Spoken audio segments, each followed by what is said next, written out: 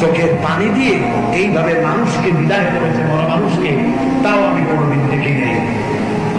পত্রিকায় হেডিং ছিল, একটি কফিনের পাশে বাংলাদেশ, একটি কফিনের পাশে বাংলাদেশ।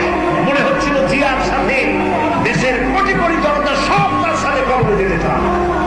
এই যে ভালোবাসা তিনি পেয়েছিলেন ইসলামকে ভালোবেসে, আল্লাহর প্রতি প্রগাঢ় শ্রদ্ধা এবং ভক্তি রাখার জন্য। সুতরাং ধর্ম নিরপেক্ষ কোনো মতবাদ নয়, এটি নিকৃষ্ট মতবাদ। এই মতবাদ বাদ দিয়ে ইসলামের পথে আসতে হবে।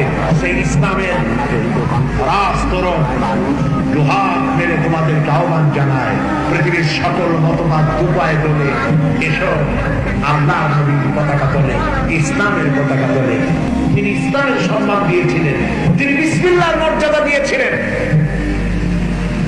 আমাদের সংবিধানে বিসমিল্লাহ ছিল না, তিনি বিসমিল্লাহ ঢুকিয়েছেন, ঠিক না? এখানে ধর্ম নিরপেক্ষ মতবাদ ছিল, তিনি ধর্ম নিরপেক্ষ মতবাদ দুর্নীতি, আল্লাহর উপর ঈমান এবং অবিশ্বাস, আস্থার কথা বলেছেন, বহুদলীয় গণতন্ত্রের কথা বলেছেন।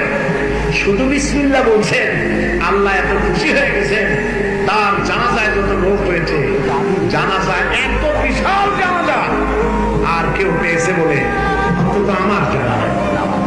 চোখের পানি দিয়ে এইভাবে মানুষকে বিদায় করেছে, বড় মানুষকে, তাও আমি কোনোদিন দেখি নেই।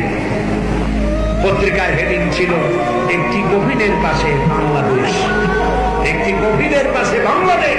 মনে হচ্ছিল জিয়ার সাথে দেশের কোটি কোটি জনতা সব